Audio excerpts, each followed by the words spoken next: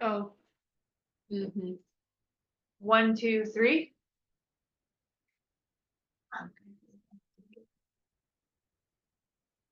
One, two, three. Okay.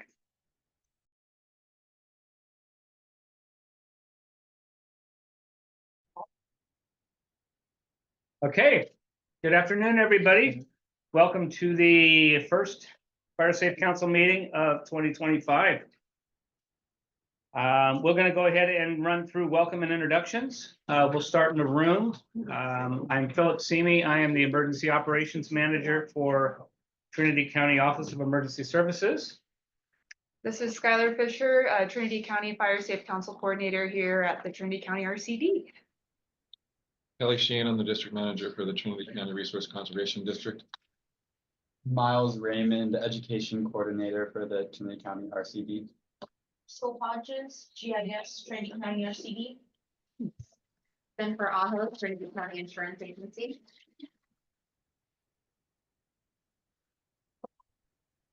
Fall, Trinity Center Volunteer Fire Department, and Collaborative.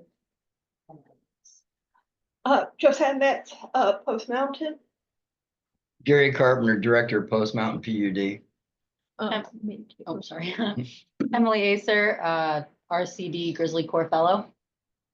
Jessica Burrows and Flora. Pete Benny, Weirville. Oh, there we are. Pat Cross, the Trinity Center Community Services District. Okay, and then we'll head to the board. Oh, and I'm Julia Brownfield. I'm the new supervisor for District 5 in Trinity. Nice to see you or have you on here, Julia. Thank you for attending. And I'm in for Jill Cox today. She couldn't make it, so I'm glad to be here and to hear what you guys have to say and what you're doing. So thank you for having me. Thank you. Larry? Larry Glass, SAFE and the Trinity Collaborative. Adriana?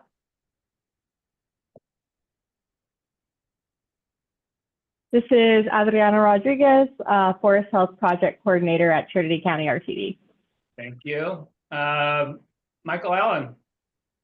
Yes, Michael Allen, Reading BLM. Okay.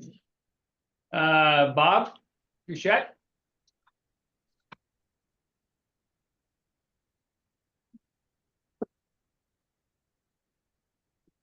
Bob, do you want to introduce yourself and where you're from? Okay. Sorry about that. There you go. Audio was off. Bob Doucette, Shasta Trinity National Forest. Thank you, Bob. Carl Raisinger. Carl Reisinger, Conservation Planner with the Trinity County RCD. Thank you. We got Skylar. Okay. Sophia. Hi everyone, Sophia Sadie here. I'm with the Forestry and Fuels program at the Watershed Center. All right. And Chris Cole. Hi, afternoon. I'm Chris Cole. I'm the district conservationist for the Natural Resource Conservation Service in Weaverville for Trinity County. All right, thank you, Chris. Emily. Hi, everyone. This is Emily Drain, Project Coordinator for the Trinity County Fire Safe Council. All right, Emily, thank you. Shay. Hi, I'm Shay Callahan. I'm Program Manager of the Forest Health at RCD. Thank you, Shay. And then we have somebody called in. Just have your phone number up here. 9925. Hi, it's Timber Beck from the Trinity Journal. All right, Kimber, thank you. Is Skylar still Shauna? Or did we get another person named Skylar? I need to play with my links. It seems like it's naming everyone me. You also don't have to. Been cloned. Mm-hmm. Yeah, there is a. Yeah, I think it's Shauna was NBCSS.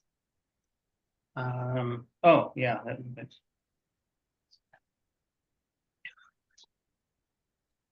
Okay.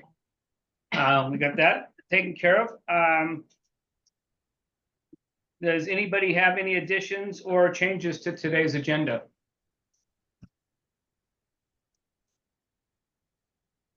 Seeing none and seeing none in the room? Sorry, could you provide the link to the agenda in the chat? Yes. And do we have anybody that needs to depart early that wants to do an early report out? Yeah, Mike, I'm on the Reading BLM. I have a meeting at 3 with the Butte County Fire Safe Council. But I'm here till then, so I didn't see the agenda, but just let me know. You're at the very end, Mike. So what time do you need to leave? I have a meeting at 3 with the Butte Fire Safe Council. Okay, we'll make sure we get you out of there. Oh, thank you.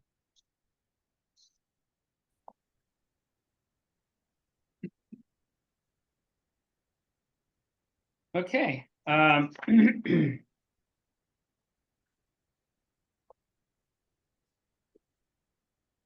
Next on our agenda, you're still playing with stuff here? I'm just gonna share. Oh, there you go. Okay.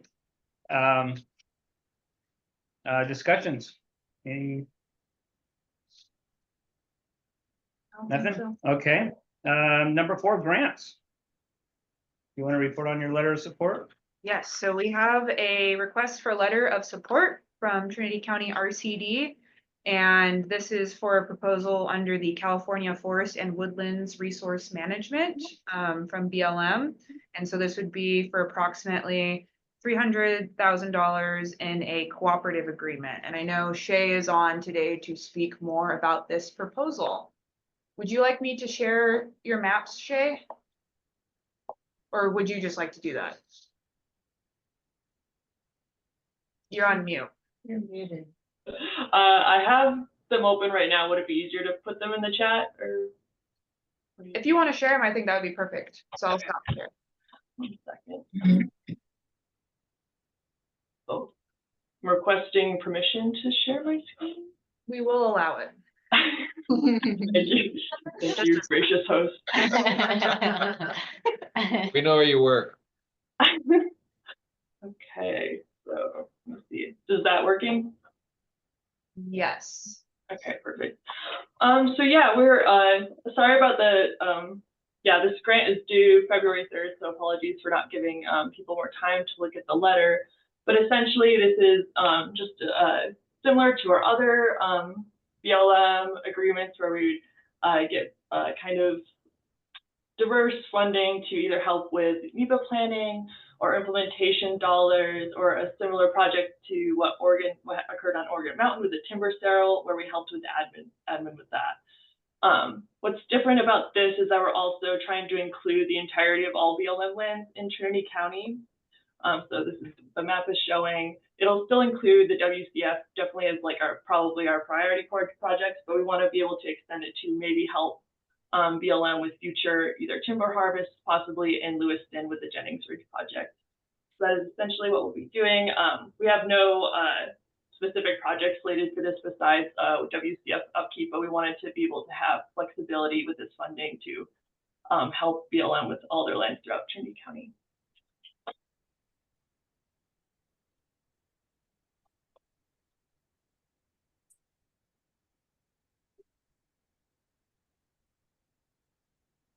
So anything else, Shay? I can share the proposed letter. Oh, yes, sorry. Oh, I can also share the letter. Yeah, I can share the letter as well.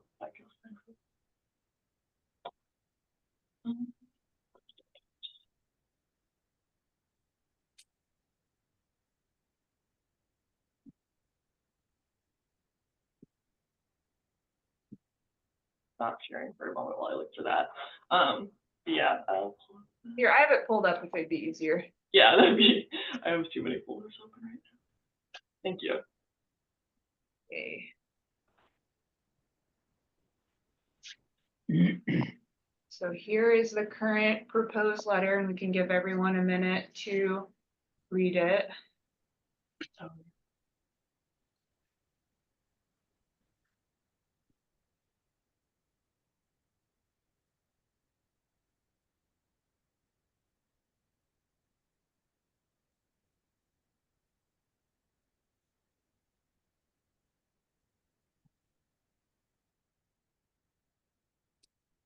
Sounds like a good idea to me.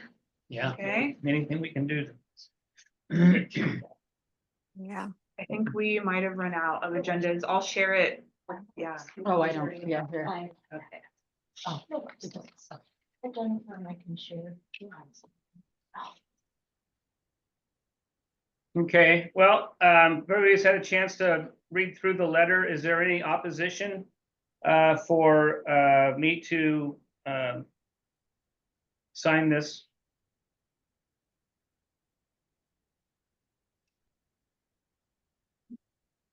Not seeing We anyone. don't have any raised hands of opposition, so we'll figure that everybody is good with this letter. I'll go ahead and sign it and we'll move on. Excellent. Thanks all. Okay. Thank you for that, Shay. Okay, fire safe coordinator updates. Huh. Yes, we've had a busy month. To start off, our 14 Firewise communities have been renewed and in good standing for 2025. Thank you so much to everyone that has submitted. I think we've already sent out correspondence to each of our Firewise boards for trying to get a pulse on what folks want to do this year in terms of outreach events, and then also fuels reduction or other vegetation management work they'd like to see in their community. Each of our Firewise communities are up to have their 3-year action plans renewed this year. So that is working with our Firewise boards for 2026, 27, and 28, create a plan for fuels reduction projects, education and outreach projects, home hardening, and evacuation and emergency preparedness. So that's a requirement from the Firewise USA that we outline that 3-year strategy for each of the communities. So we're excited to start that early and continue maintaining good status. So that's been really exciting. We ended the year with 6 volunteer fire departments under contract with the Wildland Fire Assessment Program to perform free home assessments to residents. So we're currently in the process of renewing those contracts for 2025. We have 2 series of Firewise education lessons planned for next month at the Burnt Ranch and Trinity Center schools. So 4 lessons at each school, so 8 lessons for next month. We've continued work on the community wildfire protection plan. So a lot of writing has been happening in the last few weeks, and also mapping and refinement of the projects that we got from last summer's community meetings. So we're hoping in the next few months we can schedule a meeting with various implementers to get their feedback on the plan. So that's moving right along ahead. Regarding the evacuation plan and evacuation routes, we have finished the revisions to the evacuation routes based on the community input from those summer community meetings. We are now finalizing the evacuation route map layouts. So we have about 100 layouts to cover all the evacuation routes identified for the entire county. Initially, what we were going to try to do is for each of those maps have a hazard map and it be overlaid with wildfire hazard potential, landslide susceptibility, flood, and shake potential. But those maps were starting to look really crazy with all of those hazards on them. So now what we're thinking about doing is instead, we'll have each of the regional maps to show the evacuation routes with that finer detail, but then create, I say regional, but like those will be very specific maps, and then we'll have like truly like 5 region maps for each of the hazard risk. And then we on the back end will do more of that analysis on which routes are within the high wildfire hazard potential, the higher landslide susceptibility, and so on. We have had the hazard mitigation plan approved and adopted by the County Board of Supervisors, but we're still waiting on FEMA for approval. I think their time is running out. It's getting close, but I think that when it was submitted, it didn't get submitted when we thought it would be Mhm. because of I think it might have still been the hang up with Humboldt Bay. I'm not sure what was holding it up, but I can go back and find out. But I think I would say within the next, they probably only have maybe 2 or 3 weeks left. Yeah. We should be good. So So. no news is good news. So. Mhm. So that's been exciting. Philip and I have been bothering Cal OES a whole bunch to make sure that we're in the know on what funding opportunities are now available to us because we have that plan adopted and approved by the county board. Last month, I gave a presentation with Adriana, the Forest Health Program project coordinator, and Jess Paoli, who works at the Reading BLM office, on the Fire Safe Council and the Weaverville Community Forest at the annual California Association of RCDs conference. So about 40 people attended that, I think, and we discussed just how much we appreciate and really enjoy the Fire Safe Council and the WCF and how successful both groups are in elevating community voices and concerns in wildfire risk reduction. So that was really exciting to be able to share the successes of the county CWPP and then also talk about the recent timber sale that the WCF performed last year. And those presentation slides were sent out in the group yesterday with the newsletter. The Fire Safe Council ran a homeowners insurance survey from November 4th to December 4th at the end of last year. We got roughly 381 responses on that. A lot of interesting results. Over a quarter of respondents said that they are on the California FAIR plan. 13% reported that they didn't have homeowners insurance. But an encouraging number was a significant majority of residents have started work to improve their defensible space and or home harden. So folks in Trinity are putting in the work, which is really cool to see. Yes. What can a homeowner go to or contact to go over the home hardening? Can they call this department or can they call anybody or go anywhere to see what they need to do? I get a lot of the eaves need to be enclosed, they need to have the right vents, and there's not a really good place to go look to see what does this look like? Where can they go? So the Fire Safe Council does give free home assessments to folks. So if they're interested in us coming out, or that's part of the VFD program, we work with some VFDs so that their local VFD goes and performs it, and then they get a stipend for that. Okay. But either way, somebody can come out, do like a few hour walk around the property with the homeowner, and they take a look at that. They take a look at Will the they show eaves, them the examples of space. materials that can be used? We have a bunch of handouts and such that be happy to bring specific examples. That would be helpful. I was gonna say, I mean, when we do like our fire safety event, we have like one of the vents, the self-closing vents. So I think maybe that would be something to add to the Firewise Fair that you do, have the materials that people could come look at the Firewise Fair when you guys do that in May. Is there any place locally that somebody can just go into without having to go to the fair? Well, you can go into Trinity Lumber and ask them for the vents and they'll try to sell you one. YouTube has everything. Yeah. Just look on But I mean, if they YouTube. just wanted to see it. They would wanna look at it, They sell them. They sell the vents. That's a good idea for the fair. And the insurance survey presentation that was given to the County Board of Supervisors was sent to the group in the newsletter, but we also gave a presentation to the County Disaster Council on what we learned in that survey.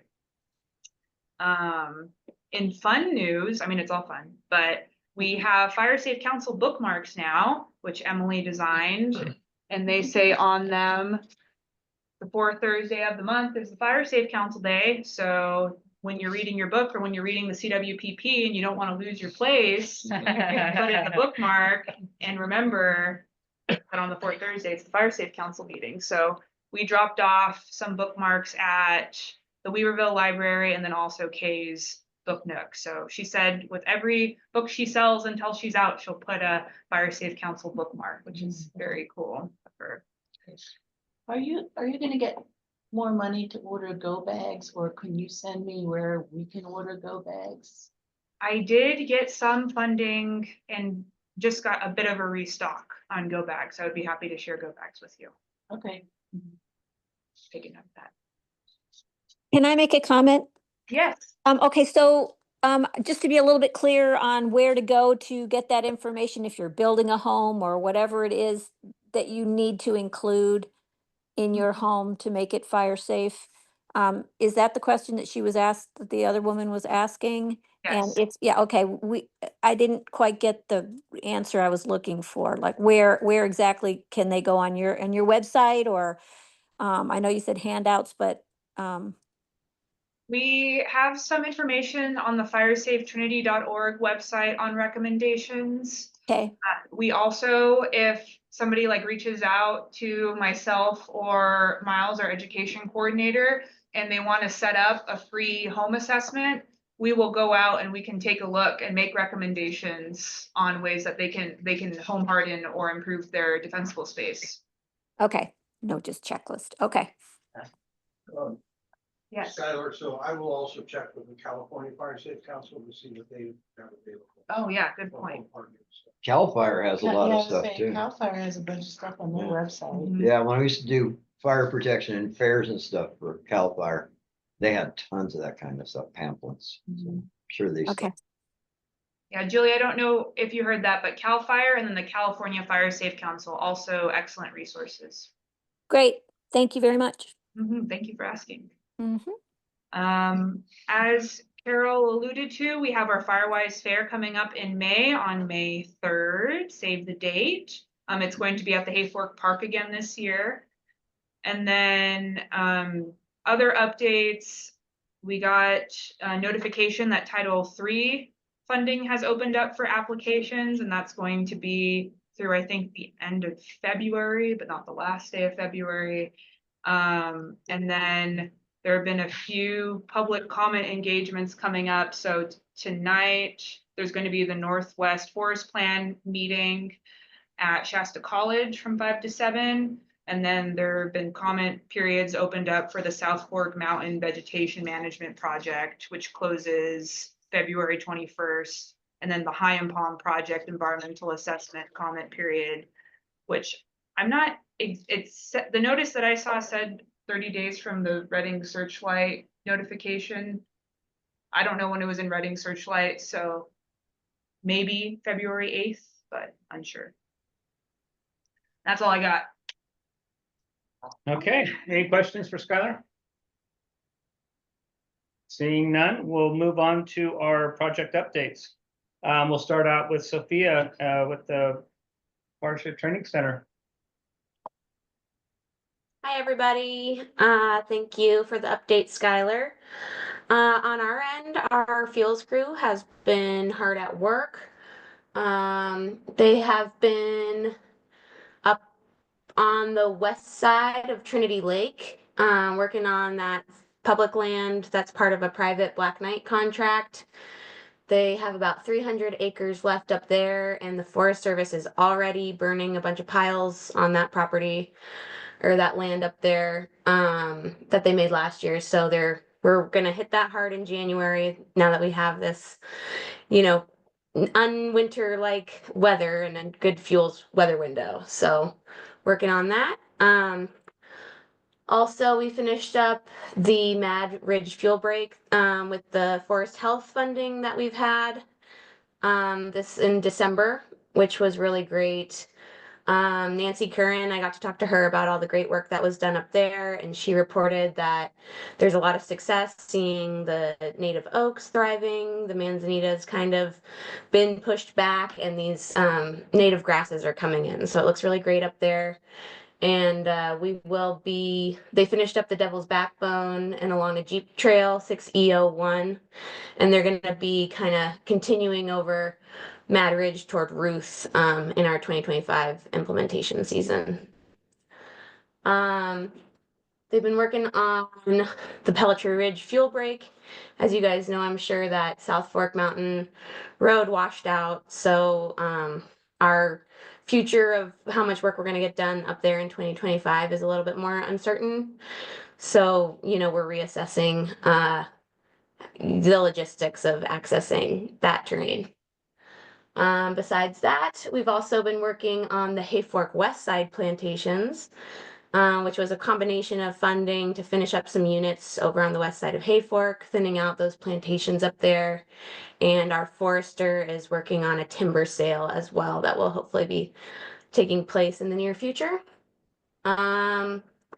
We submitted another forest health, CAL FIRE forest health proposal for the downriver area.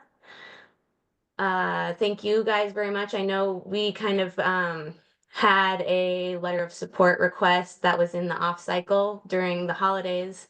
So really appreciate your support and attention during that busy time to ask really great questions and get your support for that project. So appreciate you all for that. And then lastly, I wanted to mention that we've been working on that Democrat Ridge. The fire break up there, cleaning up the fire break has pretty much been finished on the Corral Creek properties. And we're going to be working on a shaded fuel break on that adjacent land of that contingency line. So working with, Corral Creek and SPI to get all that work done, and still fleshing out, a lot of our 2025 implementation season, which is looking busy. We did figure out some chipping dates. Got to save the date up, and we will be chipping in Thursdays in May, starting the 1st in Hayfork. I'm going to get a save the date to Skylar shortly so that you guys will have that to help kind of cross promote. And I did get a fire update lastly from Ellen. And she wanted to let everyone know that they are spearheading a crew from the Trinity Integrated Fire Management Partnership, which includes folks from the Watershed Research and Training Center, Hayfork, and High and Palm VFDs. And those groups are supporting the Shasta Trinity South Fork Management Unit with pile burning this week and next. It was going to be on the Kellogg fuel break around Hayfork, but due to these drying conditions, it's been moved to a different project area in the August complex footprint, which is south of Peanut. So yeah, and that's all I have. I know that was a bit of a download. If anyone has any questions, I'm happy to answer them or bring them to the correct person who is more qualified to do so. Carol has a question for you, Sophia. Hey, Sophia, so 2 questions. Can you tell me again where you're doing the burn piles on the west side of Trinity Lake? First thing you covered. Yeah, so we're not burning those piles the Forest Service is. It's the I'm not exactly sure the location. We call it it's a private contract we have on Forest Service land. So we did a bunch of work over there, thinning and piling. Okay. So I'm not. Any idea who I would ask for the Forest Service where they're working, where they're burning? I'd be happy to follow up with you if you want to drop an email in the chat or a phone number, and I can let you know. I would just have to ask a quick question. Okay. To our fuels program manager. I just, because that's where we are, so we're just kind of wondering. What's going on? When I got the update, that's what the update was, and I'd be happy to give you more specifics about the location of that. Okay, and do you know the status of the Bowerman Cooperative Fuel Break project?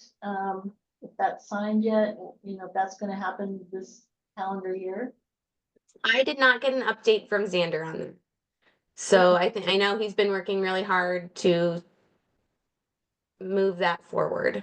But I did not have an update on that for this month. Okay, thank you. Any other questions for Sophia?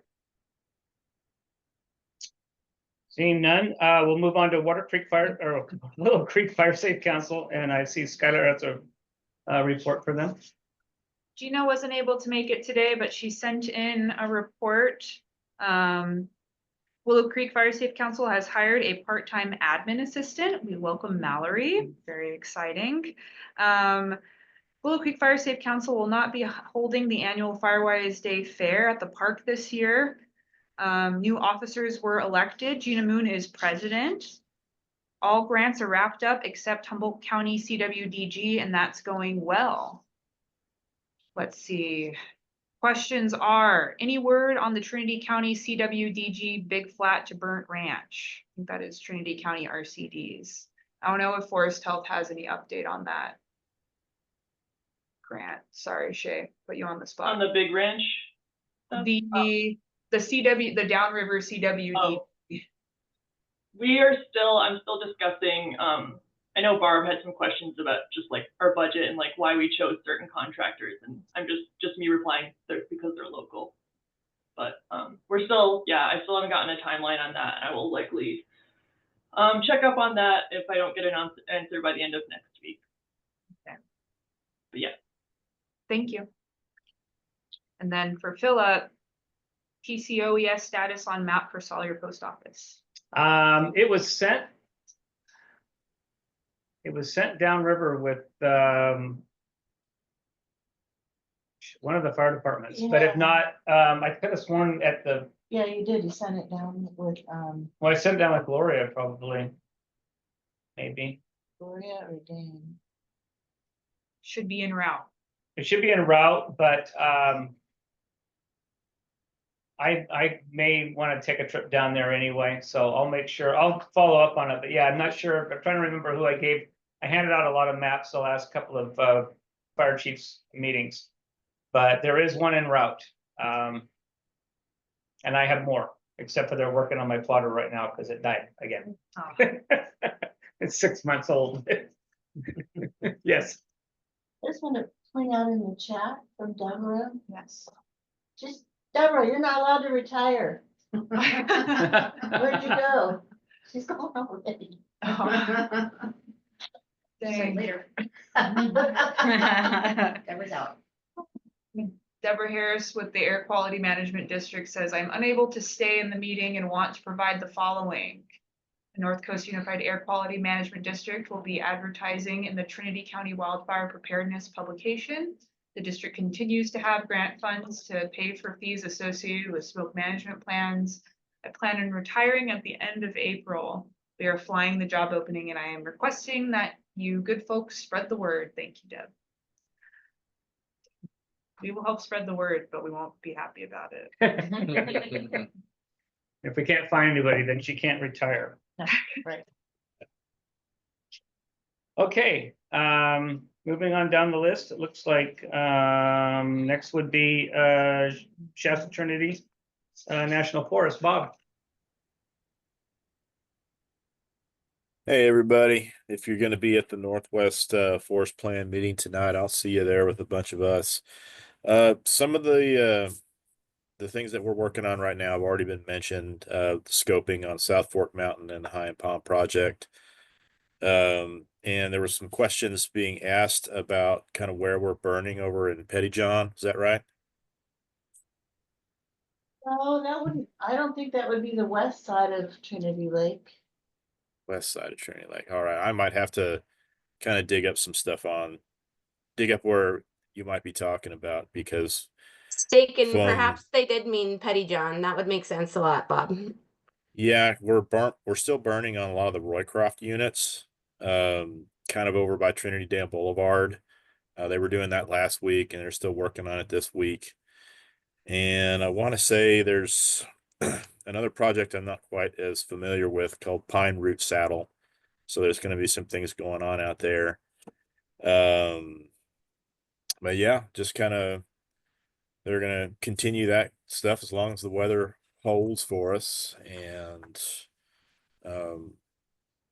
just kind of moving along on some of the projects that you guys have talked about. I think we finished out the scoping period for the North Trinity project. So that's kind of still churning along. And that's about what I have. If folks got some questions, let me write them down and pop in like an email into the chat or something like that, and I'll see if I can't find any answers. Okay. So we've been trying to find out where the service work is being done associated with Trinity camps. you know, there's a commercial treatment prescription and there's a non-commercial treatment prescription, and so yeah, maybe I'll just call Tim Ritchie and ask him about that. Okay, All right, thanks, Bob. thank you. All right, thank you for that report, Bob. You betcha. Let's move down to RCD. And who wants to start? Maybe Shay could start us off.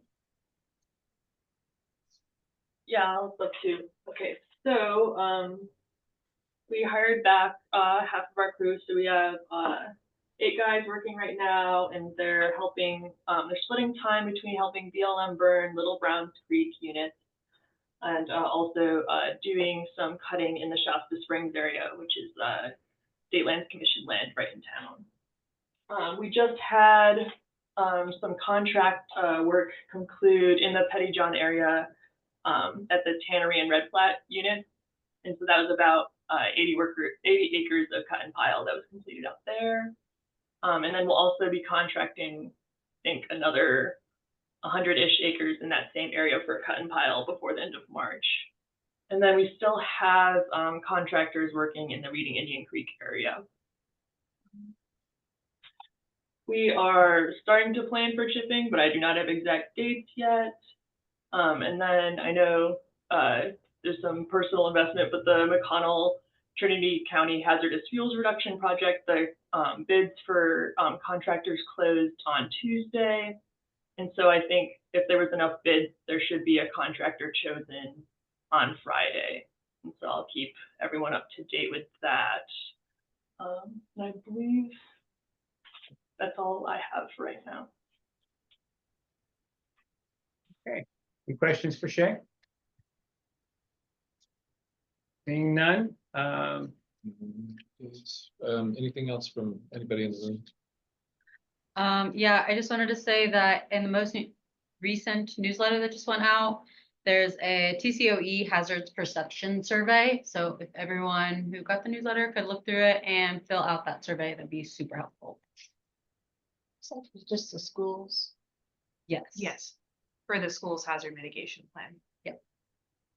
But you don't have to be a parent or a student or faculty to complete it.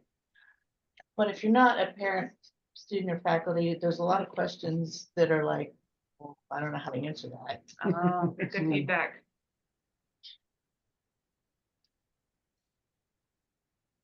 But I turned in my survey anyway. Thank you. Never asked for my opinions. Okay, well, I guess I'll add that I had a conversation, and this is a little bit more to our relationship through the Weaverville Community Forest with the Forest Service, that their Weaverville Community Forest Phase 2 NEPA is still in process, that there's some surveys that they intend to do internally for ARC heritage surveys that need to be done the early part of the spring this year, and then they're going to be once they've wrapped those up, they anticipate having a signed document either later in the summer or in the early part of the fall for that particular project. We did receive our executed agreement for the additional stewardship funding. However, it's all that money is associated with the with the wildfire crisis strategy funding, which is all Inflation Reduction Act funded, and there, to the best of what I've heard as of this past Monday, I gather, our new president has signed some executive orders that put a halt to IRA and BIL funding. That was news to most of my contacts at the U.S. Forest Service.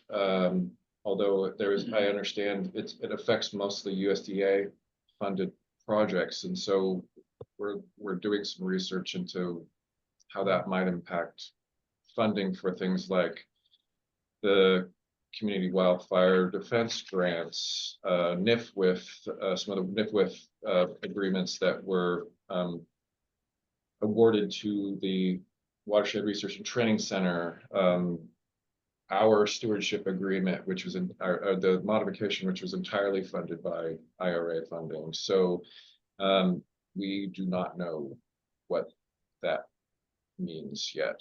So Any idea if the Board of Supervisors is gonna look into this? Because it seems like this affects millions of dollars coming into Trinity County. it absolutely does. But the people that I've spoken with at the SO had a course leadership team meetings, and they said that it wasn't even discussed yesterday. So I don't know. They said we're going to continue on until we've actually gotten a directive, although we've seen a letter from the chief, one of the chiefs at USDA, and I believe it might be on the NRCS side, that it's going to have an impact on that funding as it relates at least to ag related projects. So we're not sure how it relates to WCS and the other fire and fuels related work that we have funded through several agreements that have been coming down in the past and within the past year. So that's I'm nervous. So anyways, that's new news. So maybe our Board of Supervisors representatives could at least elevate it to the Board of Supervisors, because they may have avenues of collecting information that we don't have. Yeah, I haven't talked with Jill as of yet, but if Julia wanted to share that out in some way, that might be of use to us. But Absolutely.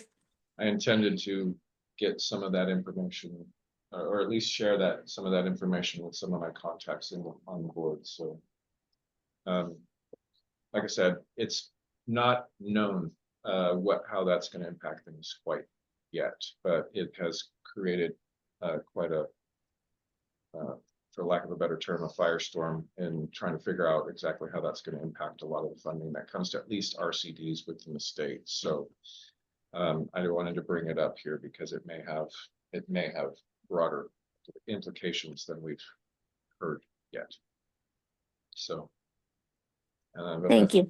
That's all I wanted to report out at this time. Okay. Any questions for Kelly or anybody else from RCD? So Kelly, so you got the signed agreement then with the state lands people? Signed agreement. With State Lands Commission? Yeah. Yes, and we've actually been working on that with our California CAL FIRE Forest Health Grant. So we've had our crews up working on that property. Yeah, towards the end of Shasta Springs Trail, right here in the eastern portion of the basin. They've been working up there this past, I'd say, at least the past 3 or 4 weeks. I can't. Shay, how long have we had the guys up there? It's been on and off, but I would say in total probably 3 weeks, because they started it a little bit before the holidays as well. So yeah, thanks for asking. And then where are you at with the Northern California RCD collaborative funding? We've been meeting. We had a meeting earlier this week, or no, we had a meeting last week. And we did have a meeting yesterday, and then we have another meeting tomorrow. We're trying to get the structure defined as to how that $6 million will be distributed among the 11 RCDs within that collaborative group. So we should be seeing actual agreements between the Humboldt County RCD, who's the fiscal sponsor for the block grant, and all the participating districts by the end of this month. We expect that will allow us to get some of our highest priority projects like Humboldt Dump going this season. Great, thank you. Thank you. Yeah. I wasn't gonna ask. That's why I brought it up. Well, thank you. Yeah, we're making progress. Okay. County OES update. We created a working group for the transition from our alert and warning system, our code red, over to the new rave system. We met last week, and we met with CAO Tuthill, Director Hamilton. We had IT there for our website. Anyway, everything's moving forward. We're going to create a new site, Ready Trinity, and that's where all the information is going to be found for signing up for the code red for the new alerting system. And we'll put the rave will go public facing once we get the website created and people can start signing up for that. There was discussion that we were going to just purge the code red system and do a test. That's still kind of up in the air.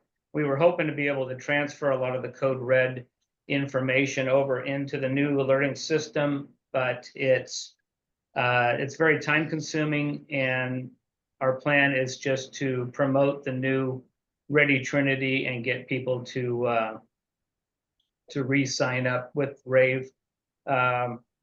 It will allow us to have a lot more information, especially access and functional needs, so we can know where we have areas where we need to help evacuate. There's information on it. You can put information that you have large animals that may need to be evacuated.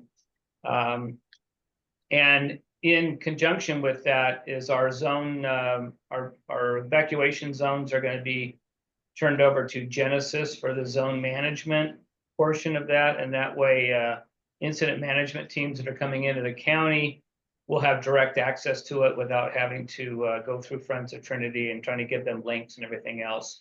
It's also going to give a lot more, it'll be more readily available on the Genesis site too. Our county will come up with all of its zones like all of our other northern counties do. We are meeting next Friday for our emergency operations plan update. We got the review back from Cal OES, and their recommendations for our emergency operations plan. A lot of it is just to add a lot more information on our sheltering plans and for how we do work with our access and functional needs, and also different cultural differences with language barriers and things like that. So we're going to meet next week, and we're going to divide up, look at all of their recommendations, see what we're going to put into our plan, and then we'll start dividing up the plan and start getting that updated. And lastly, we had our disaster council last week? Last Tuesday. Last Tuesday. We had a visit from Tom Graham. Tom Graham is the Cal OES Region 3 administrator. He's usually works out of the Sacramento, the state office down there, but he came up for our disaster council, and then came over and visited the EOC afterwards. He's very impressed with our disaster council. We've been told several times by Cal OES that Trinity County is really our disaster council just blows every other county out. A lot of the counties aren't even doing disaster councils anymore. But we are like the state standard that they really like to see. And so he had nothing but nice things to say about the county and about our council. So we always appreciate that everybody that shows up for our disaster council.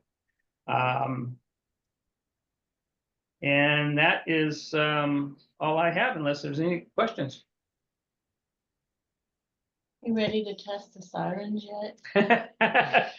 All right, we have three sirens that are ready to go. That's something else that's gonna be, we have to figure out how we're going to do the alert on that first. I'd like to use the code red and put the alert out. We did get the console that the detention center is programmed now, so it's one button push. What I want to do first is I want to test the system first before we actually test the siren. So which means that I'll have to go to each site, disconnect the siren, and then have them test it so I can see that the contactor and all the electrical side of it works. I think there was one siren that had a little bit more wiring to do, and that was the one here in Weaverville. I don't mean to interrupt. If you have a white Toyota that's parked in front of the storage units, I recommend moving your car because somebody's trying to get into the storage unit.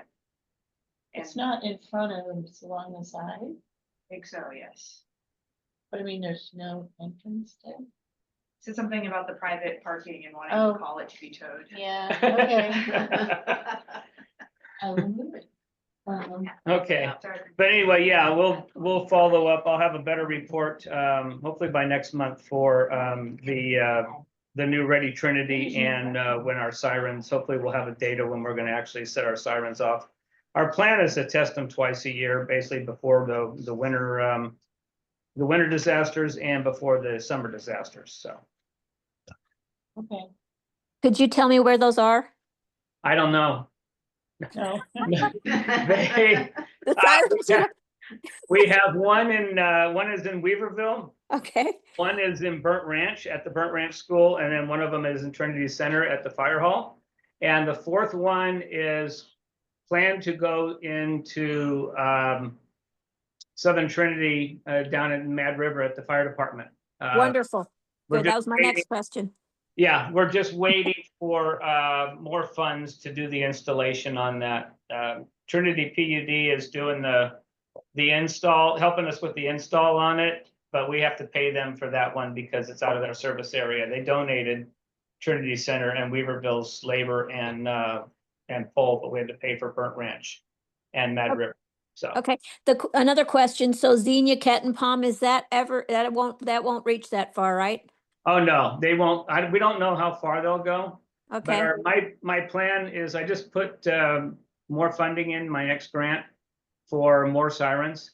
So every year I plan to buy a couple of more sirens and hope to get them installed. So I'm trying to get every community done before my time is up. yeah, it'd be great to have one over there, thank you. Okay, All right, thank you, Julie. you bet. Okay, so moving on to Trinity County Collaborative Group. Yeah, so Trinity County Collaborative Group has not had the privilege of having Tara Jones around for a while, but she's back now. So we're looking forward to reconnecting with Tara once she's back at work. The collaborative work group has been working on reimagining our white paper for fuels projects. And we're sort of in the middle of that process right now, but I think we're making some good progress and hope to have that ready for the collaborative to see at the March meeting at the latest. I might as well just go ahead and do my SAFE report at the same time. So we're happy to see the Forest Service finally moving forward, both Six Rivers and Shasta Trinity, with the South Fork Mountain fuel break along Horse Ridge Lookout Road and South Fork Mountain Road on the top of the ridge. I wish I had more details about it. I've been unable to reach Kristen Lark. I did talk with Tara about it yesterday, but she's been gone, so she didn't have the details either. But based on the write-up, it sounds like a good project, the one that all the folks up there living up there would support. We're just missing the details. And by the way, the comment period is through February 21st. heard somebody was wondering about that. Thank you. That's what I got. All right, any questions for Larry? No? Not a question, but, so there's a subcommittee of the collaborative working on the Alert California wildfire detection cameras. We had a meeting yesterday. We're trying to figure out the funding for the cameras in the north part of the county. You know, if you ever look at the Alert California wildfire maps, there's a big black hole that's northern Trinity and southern Siskiyou. There's no cameras there. And so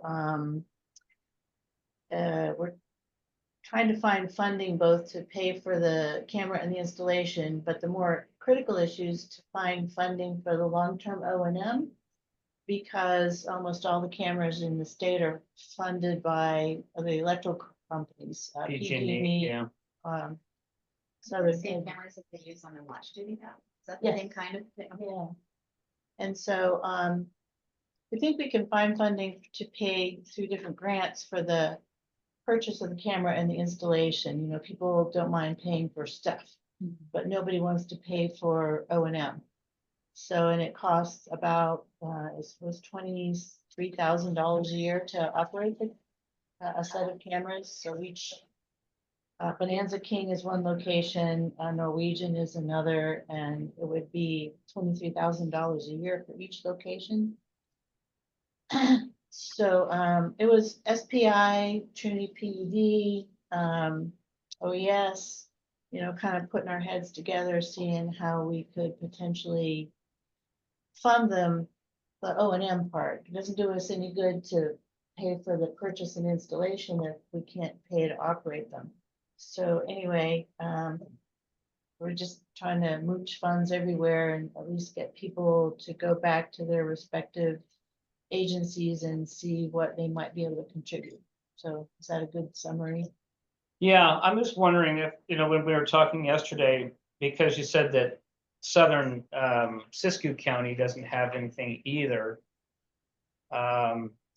Maybe reaching out to them to see, is there any PG&E, or is that, I don't know if that's still part of the WAPA lines, or if that's, I know that Siskiyou County has they have another power agency that comes down. I can't think of the name of it offhand. It comes into like Mount Shasta and Dunsmuir. Pacific Power, I think it is. But any camera they put there wouldn't see into Trinity Wouldn't get County. far enough, yeah, Yeah. especially the Scott Mountain right there. Huh? I'm, I think it's Pacific Core. Pacific Core, oh, Is that that has who the has dams. yeah, I'm just trying to think of, you know, if there's other power agencies that we could have, because PG&E has done so much for all of the other cameras, but they don't service that area, so they're probably not going to And you pay. get much north of Coffee Creek and there is no power.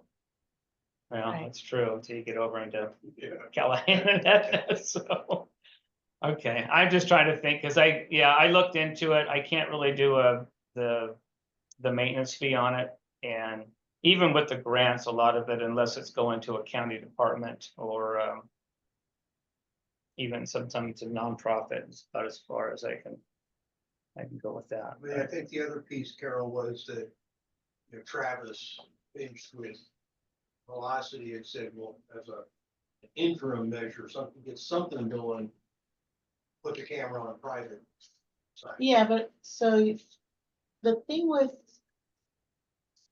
the cameras are installed by Digital Path and they have a contract with the University of California, San Diego. And they have a business model that says, we're gonna charge you $12,000 a year, whatever it was, to pay for the software. The software is like a AI kind of thing where the whatever the camera sees is being interpreted in terms of is this a valid signature or not. So they just charge you for that. Then there's maintenance costs that were another $13,000 a year. And Travis is saying if we put it on his tower, we can reduce those maintenance costs a little bit. But it's not gonna reduce all the money that you have to spend on the software. To Other run than it. we talked about installing just one camera, not two. We're gonna try to look at maybe we can get enough That would- of the area with just one camera. That would reduce some of the costs. Reduce the cost in half. Wasn't quite in half. Was that price, that was for both cameras that they quoted us yesterday, it was Yeah. it's $47,000, it was $47,000 for To install to it. install it and the camera. It turned out to be about 70 some odd $1,000 right off the bat, and then an additional I think 23, 25 or $2,700 a year to maintain it, so. Yeah. Well, So anyway. We'll I keep guess looking, bottom yeah. line is we're trying to figure it Yeah, out. we're gonna Have PUD board is gonna. PUD hear board's about gonna it in think about it. February. Sierra Pacific is thinking about it because they own a lot of that private forest land. The Watershed Center does not have any money to contribute, but you know, they own a significant chunk now of that forest land. And so, and the Community Services District is chipping in $1,000 worth of our pancake breakfast money. We think, just to keep a spot at the table. Yeah, so it's a puzzle. yeah. Well, we Okay, need 'em. well, We need them. If anybody has any ideas, let me or Pat or Jerry. it sounded that what the, Cousins. probably the most positive sound came from Sierra Pacific. I think that there's really, it would sound like it was a good chance to, And the PUD. Okay. yeah, Yeah. between the two, so, okay. All right, Board of Supervisors, Julia, you have any report out for us? No, I don't. Jill, might, but there was not a report sent to me. But, yeah, so I'm not quite sure what she had on her agenda for you. All right, that's fine, thank you. You're welcome. Well, I have something to say to Julia. Uh-oh. You're the district supervisor for Post Mountain, right? Yes, I am. Good Okay, question. I was at a board of directors meeting. I'm on the board. I'm Jerry Carpenter. And I was Yes. informed Monday at a meeting, none of Post Mountain's fire equipment runs due to lack of maintenance. Just thought you should know. Yeah, where LAFCO meetings are coming up, and I will be in touch with the president of the PUD in Post Mountain to be updated on their progress on what's going on up there. And Okay. as soon as I know that, we wanted to wait, give them a little bit of room with the new. But I mean, we have no fire protection at this time. Nothing runs. Not Okay. one of the 4 vehicles runs. I'm on my way now to the Journal to do an article about it, so I'll be leaving soon. Okay, wonderful. I will work on it and see what's going on and, Yeah, because it's crazy. No fire Yep. protection. None, not 1, 0, zip. yep, okay. So I will make some phone calls this afternoon and I will get back to you on what Yep. We also don't have immediate a things fire we need to do. The chief's term expired on December the 1st and nobody signed up for election to be a chief, so we don't have a leader either. So, Yeah, And I had called the president and they were out of town until until I guess they go on, you're talking about Blong Vang? yeah, the president, That's him. well, he's the president of the PUD, but I'm talking Exactly. about the president of the whole of the Hmong community too. Blong Oh. had not gotten back, yeah, Blong had not gotten back to me. Yeah, And and I just had a meeting with LAFCO and the CAO okay, yesterday. I've talked to LAFCO. There's also only one key to the fire department, and one of the firemen that's pissed off has it and won't let any of us in the fire hall so we can work on the equipment. I'm on it. Okay, I talked to the DA too, so. I will absolutely make some phone calls this afternoon and see where we need to go with it immediately. He's So, also holding a fire truck hostage, and so I think I'm gonna have to get the sheriff to go get that. okay, is that the, who's doing that? Peter Dobo. Okay, oh, wow, okay, I'm on it. Okay. Wow, I'm really glad that you said something. Well, it's Because kinda we like- aren't aware of yet what's, we're trying to organize that to help them. Well, But that's why I went back on the board to help save the district from sinking. And Joe San over there too. We're both firefighters with decades of experience. If they'd only let us give them a little help. And being on the board of directors, we should be able to do something. We oversee the fire department. But right now, because Blong has no spine, nothing is happening. okay, All right. I will make phone calls this afternoon because that's pretty dangerous stuff. Oh, So no kidding. Thanks Yeah. a lot, Julie. I appreciate it. I haven't met you yet, but we will talk. we will talk. We will have lots of good conversations. So Awesome. I'm yeah, and you've got my contact information. We you have did my vote for you. Do you have my do you have my contact information? I'll get it. Get it? Yeah, so I can talk to you. Okay. Or send it, text me yours or email yours. Mine's just jbrownfield@trinitycounty.org. That's my email. So Okay. and I can, send you my phone number and all of that. Thank you stuff. much, because to say I'm a little irritated is kind of mild. Yep. I'm trying to be civil. Yeah. I just want the problem corrected. Yeah. Yep, I am on board. Thank you. I'm done. Okay. All right. Carol, Trinity Center Fire. Yeah, nothing really new, but I don't think anybody from Caltrans is here. I did want to thank Caltrans for their dealing with the hazard trees on Highway 3, which is why I was late. They're So it's still, looking good. hey, It's looking good. at least not the battery this time. And I'm still trying to get, I got your email on the generator install, and I'm working with, just to try and get Sharp to get me a quote. I'm in Grant. Okay, cool. I was Thank you. amazed at how fast you made that happen. In the The spreadsheet. generator, Hey, we know, lots of practice mooching money. yeah, We need to talk. we got a guy. Not a guy. We got a guy. Okay, we already talked with Larry with Safe. So Chris with NRCS. Chris, Hey, how are you? afternoon, everybody. So I'm Chris, with NRCS. So no major updates, but just so people are aware, our EQIP application deadline is basically closed. So to be considered for funding for this fiscal year, the federal fiscal year, which will end in September, that's passed. We accept applications anytime. So if people are interested, we could still work with them and assist. But if they're looking for financial assistance, it's going to be out a little ways. But we are still accepting applications for our conservation stewardship program, which is available basically to any person who has some resource concerns, and it can be a good program. I'm not going to get into details right now because it can go on for a while.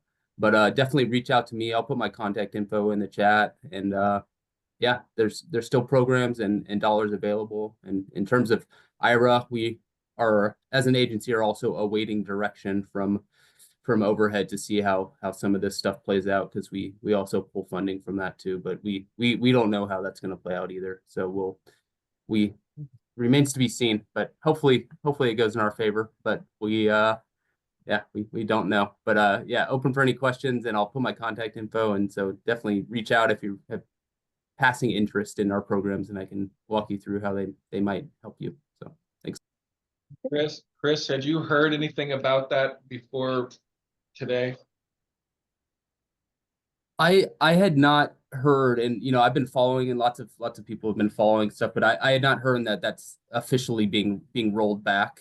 And so a lot of the IRA dollars are also already allocated. So I think we'll just have to wait to see how it actually plays out, because I think sometimes people panic a bit and then it amounts to nothing. But we'll see. I think all the agencies are essentially waiting for their department heads for information trickles down, and it doesn't always trickle down very fast. So okay, there was on the thread that I was part of, there was an email to this effect. So I'll forward that to you, just so that you can see what we've seen.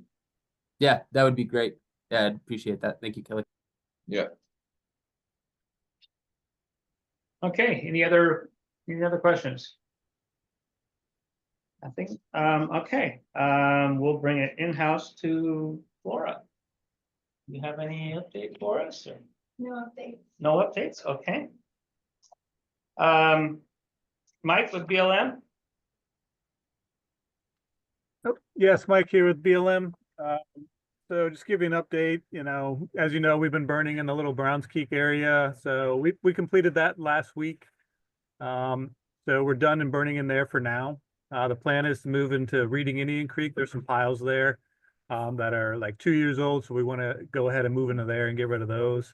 But as you know, with the weather, it's a little slow going. We're not trying to get ahead of ourselves with any of that stuff. Just with the lack of resources as well, most of the resources are in Southern California, helping out with them. So we don't have access to CAL FIRE, Trinity River Camp. We've been using Trinity RCD. Sorry, there's a little road construction going on here next to my cubicle. So, but we are still burning. We still are moving forward as best we can. So year 2 in the Weaverville Community Forest, part of the Weaverville Community Protection. The contractors are working out there on a stretch of road right off the West Weaver Road. It's 154 acres. They are moving fast. I would imagine they're done by the end of next week. So that'll be cut and piled. There's already an existing 97 acres of piles in there. So after Reading Indian Creek, our plan is to go into there and start burning those piles. There still is one unit in Little Browns Creek. We're calling it Unit 4. That's on the upper level. That's still on our radar. We're still gonna get into there, weather permitting and resources. There is the machine piles on Oregon Mountain Road. We're waiting for better weather on that one as well. And then the smoke management plan has not been approved for that yet. North Coast, Deb, they've been pretty backlogged, and so we're still waiting for that to be approved. I am aware I got an email from Skylar about that plot of land, BLM land in Lewiston. We're going to be looking at that. I'll be in Weaverville next week to check on the contractors, and I'll pop my head in there just to see the lay of the land and what we can do and what is being asked of us. What else do I have here? So Reading Indian Creek, also units A and B is what we're calling that. So the Trinity RCD is still working on those units. They contracted it out. It's their show. It's just on BLM land. So they're in charge of it. I've been checking in with Shay. Everything's moving steadily. I've had talks with Randy. We're going to set up a meeting with Randy because they do have a portion of that to be masticated. And it's on their radar. I've had talk with her about it, but so me, her and some of the other office people here, we're going to have a meeting her about this year's plans of what to do. We are still looking into the Junction City area. I know that there was a ask to do a DNA to basically take care of the Junction City Helena BLM area and of the Forest Service because they are doing a fuel break there that ties into a small chunk. So our plan is, loose plan, is to introduce that this year to our NEPA team and move forward with that. Garrett, my boss, also has a plan to go into Union Hill. We're hoping the HRVM NEPA on that is still good, so we can go in there and cut off the side of the roads and recut and pile there. So we're actively doing things. So the only thing I could else tag on is, with, as you guys kind of hit on with the executive orders coming down, that the only one we're still good with that bill money from under the Biden. That's still good to 2026. So we still have funding and we plan on using that, no problem. What happens after that, we don't know. The only thing that did affect us that we got an order down from the Washington offices that we were not able to start or modify any grants. So we couldn't start a new grant if we wanted to with the Fire Safe Council or modify any agreements that we have as of right now. That was one reason that we set up a meeting with Butte Fire Safe Council, but we're still going to have a talk with them, but right now that's suspended to further notice. So we can't open up any more grants and agreements right now. So that's the only thing kind of hindering us, but our agreement with the watershed with Randy, that's still good to like 2026, I believe. And we're going to talk with her about moving forward. One of the things we're going to talk with her about is doing the NEPA for the Hewing Reservoir area. getting in there and, getting some, the deboxification plates, all under the SWIFT. So whatever's in the SWIFT about herbicides, burning, mastication, we're gonna put that all in there so we can go in there and do some fuel reduction. And that's all I got, unless you got some questions. So does the order about new grants affect this grant application that we talked about earlier today? I know just for the BLM, I don't know what any other agency is, the Forest Service. I know someone there mentioned it as well. But as far as the BLM can do anything, we can't enter any new agreements and like put money into an agreement with you guys to get work done for us right now. How long that's gonna last, I don't know. Yeah, that's interesting. Like, we're currently looking at a few like open BLM funding opportunities right now. So it's like, I wonder if by the time the timeline was expecting the grants to be awarded, if that will be resolved or if not. I don't know. This is news. That's helpful to know. Thank you. And also thank you for looking into the BLM property around Moose Lodge. Yes, and my boss has been out there they like a while back, and he says it's not too crowded, but I'll go out there and get some pictures and we'll discuss more about what is asked of us and what we can do in there. If it's just taking down a couple of trees, or if the private owners around that area, we've been giving them like wood cutting permits to go down there and like cut dead, and they can move it out of there. But we'll talk more about it once I get out there and kind of get more lay of the land. Thank you. Okay, thank you, Michael. That's it for the list. We have a couple, Shauna from, is she still I on don't there? think so. If she was under your name, is that how, okay, so we lost Northern Valley. How about inside here, Jennifer, do you have anything you wanted to? Well, I was wanting to support the Firewise community because it's making a huge difference for our insurance for homeowners. I know that everybody in my neighborhood out in Joe Springs area, our renewal premiums are coming in just under about $9,000 a year. So getting almost a 10% discount is very, very nice. So one of the projects that I have just embarked on is trying to find private landowners that are in the Deer Lake Springs area and the Bebar K area to be able to put a firehouse out there, to get a truck to be able to sit out there, to shorten our response times and hopefully get it looked at by ISO to be recognized, to help lower those premiums and to help our first responders get to the fires quicker.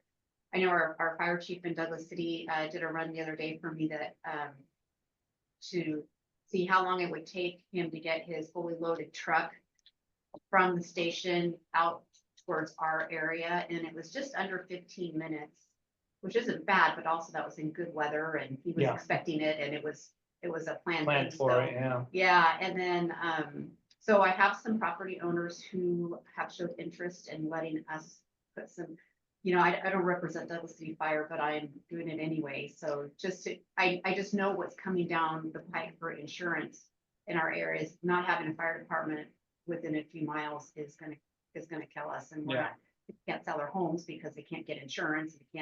New buyers can't afford to spend $9,000 or $10,000 to insure these homes.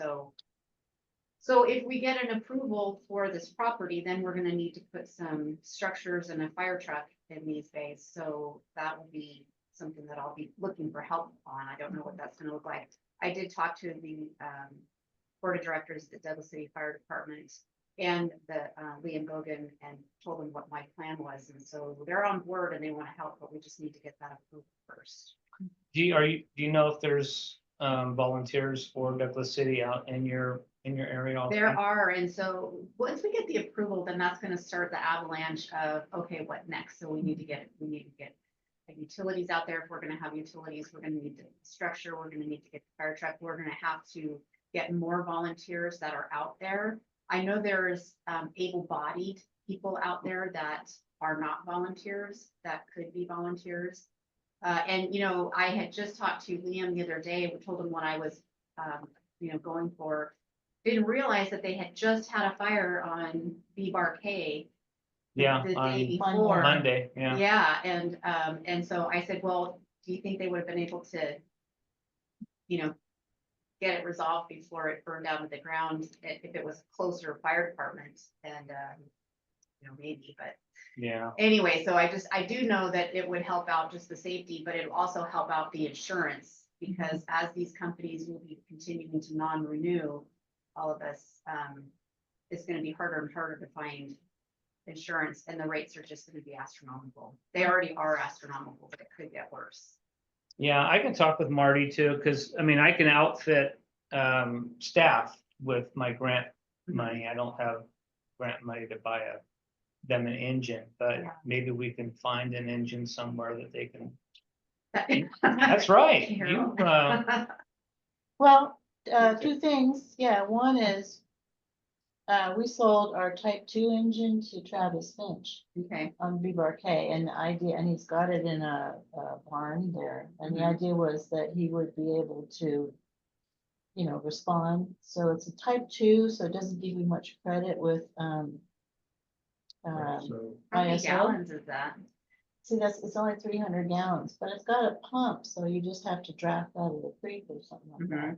That's what they did on this Yeah, last so fire. there is an engine on BBRK if you want to talk to Travis. Okay.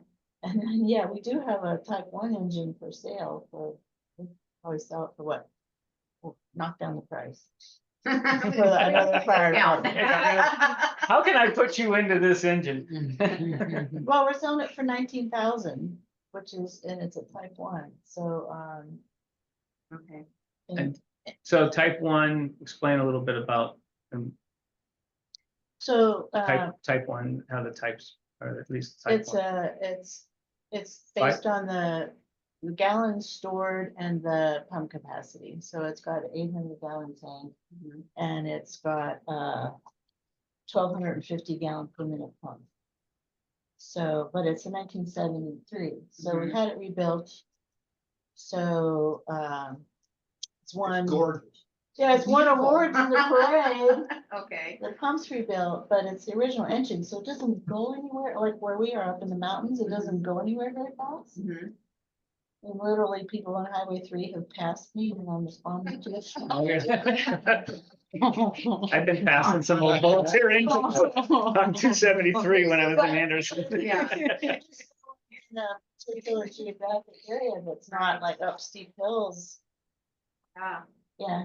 Well, so that was my idea, was getting into Have a Marty talk local. to me. I will have him talk to you, and I did talk to him the other day too, and let him know what I was proposing. So I think it's just gonna be crucial. I live in Douglas City, so it's near and dear, and I recognize that Derelict Springs and BBRK are, you know, Jordan Road is yeah. also affected Yeah. by this too. But if we could just get it within a couple of miles of these homes out there, that's gonna make a big difference. Well, if you can work, you know, if Marty puts in a request to purchase that engine, I think that I can swing a grant fund for it. It would just be, you know, where is it gonna be housed? And You want to have it inside yeah, because of the freezing issue. You don't want the pump to freeze. Right. Okay. We've lost engines that way. yeah. Yeah. So, you know, work on what you can and let me know, you Okay. know, I And can, then, and Trace and CSD work with you on the pricing. Yeah, definitely. On Thursdays, it's a 20% discount. I'm going fire safe council Thursday. yeah, we're having a fire sale. Okay, Feel free to get the volunteer, yeah. Yeah, the people getting operating. them trained. But it's, I do have a question for you, gentlemen. I suspect I know the answer to this question, but with the fires in Southlands, is there any discussion about how that's gonna impact? You know, I'm I sure mean, it's gonna impact us. So as far as the California Fair Plan, you know, they used to be a company that I used occasionally. I used to use them maybe once a year for some oddball thing that people couldn't get coverage. They're my second largest insurer right now, right under Allstate. And so I know this is gonna have a huge impact. So now, before these fires started, I was at a convention down in Palm Desert, and they were talking about what reserves these companies have and what if this and what if that. And it was pretty grim. And so now these situations that they were proposing have happened. And so now we are talking about, okay, now what are their reserves now? So after they pay their initial claim, then they run out of money, so then they go into the reinsurance market. And then California Fair Plan in particular will then assess each company that is insuring in California, their market share of the claim. So I don't know, these might be old numbers, but I know that somebody was using State Farm as an example down in Palm Desert, and they said they have a 26% share of California. So, and that might be lower now since they non-renewed a bunch. So they would have to pay into that up to the 26%. So all companies, all state farmers, all states not releasing their reserves yet. So we don't know what the status is. So there is SIGA, which is like the FDIC for banking, so that if companies are going to go insolvent, then they can go into SIGA and also get funding for claims. So, you know, we're January.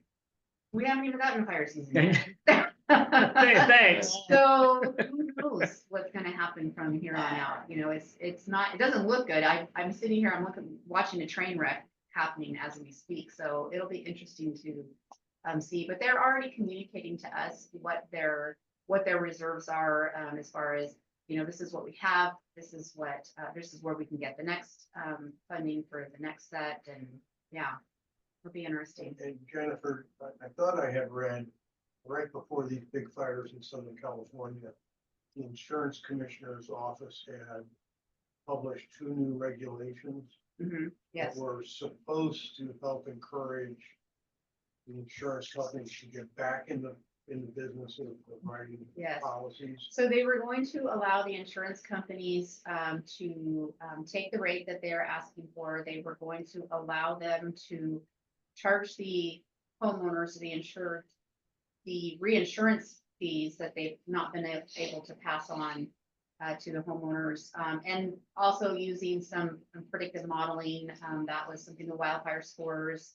I don't know the whole details on what their models were going to be. They don't release that. Because that's all proprietary. Yeah, it's all proprietary. So we had received some communication from some of our carriers who had completely left the state, that they were going to start releasing policies so that we could write them again in March, and they would give it to us in February so we could run the risk. They started doing it last year a little bit for certain types of risks, like manufactured homes for homeowners. And so we tried to place as many customers that we could with these, you know, these new policies. None of them would fit because of the wildfire score. So that's just going to be, so next month I will be able to know for sure if the new policies that they've released to other, you know, stick-built houses and manufactured homes that may be a rental or something, like, see if they actually will allow us to write them, but it doesn't look good yet. So this all happened before the fires started. So I'm not sure how that's going to affect us. Yeah. Yeah. I still have customers that, you know, they get a renewal and they're gripe because it went up a couple $100. Just Don't like, complain. Yeah, please. I don't know why you put your phone call. but yeah, it is looking, it looks pretty grim, but we'll know for sure as it, you know, rolls out. Thank you. Yeah. Anything else? Anybody else? Last call? I say that's a wrap. We have one more. Okay, future discussion items. So any ideas for next month's Fire Safe Council meeting? Any discussion items that we didn't cover today? And anything, we'll most likely bring some of these things back around, but anything else? Give Skylar some ideas. Did anybody want to comment on the scoping for South Fork Mountain or the Hyam project, or do we want to let that be for now? Not comment on it. I looked at them, I didn't have any comments, but I don't know that geographic area. Okay. Okay.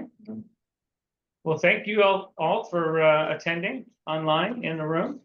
Okay, so I need information, contact information on Post Mountain. I will Would you send me? No. What? I can forward your email to Gary if that helps. Perfect. Yep, and I'll need that as soon as possible. I'm already in touch with the CAO and some other people, so Okay. we have to get to the bottom of this, and maybe that's something we can comment again at the next meeting, what the progress is and things, if it's not handled by then, but it should be. Okay, I'll get Oh. that. Thank you very much, and thanks for telling me about that because yeah, it's handy to know. Welcome to the district. Well, thank you very much. Yeah. We don't like to say trial by fire, so we'll just say, you know, welcome. We'll get to the bottom of it. I promise you, and we'll Yeah, figure out what. and what's I going have on. the plans for that area too, you know, once the dust settles up there, to try and help them out, get that station back up and running again too, so. Please, yeah, we're right in. They have a 12-month window here, but there's some different ideas floating. So, and LAFCO and the CAO and I are on the solutions if they don't work the way they want them to and things. So we're love to have you right there in, involved in it because yeah, this is not an easy one. It's not No. an easy one. Lots of barriers. So, Yeah. but we all want the same thing. And Yeah, I've been kind of waiting for the LAFCO report and to see what they were gonna do when that was gonna run out prior to that, but it sounds yeah, like we it's we gave them a little window of time to get the president in and settled and see what would happen. And it's been, what, 3 months now? So now we have a meeting coming up, another LAFCO meeting, but before that, I'll be meeting well, earlier than that now. The powers to be in Post Mountain. Okay. And probably within a day or so. So I will, but I need your contact information because I need to be able to hear what happened, and the CAO is probably gonna wanna know what we can, what we need to immediately do. We might have to have a meeting, a BOS. I'll make sure that we get you I mean, I'm a county employee too, so it's just PC me at trinitycounty.org, so. But I'll definitely make sure you've got my contact information so we can, if there's something I can do to help them along. Well, I sure appreciate, yeah, I appreciate it. Anything we can do, we can have to help, so. Because, all right, well, that's all I needed to say, and I need to get on with this to get phone calls made about it. So I thank you guys for everything you do. Yeah. It's amazing. You good collaboration there of people. Glad you were able to join us. You bet. Okay. Bye. Thank you, everyone.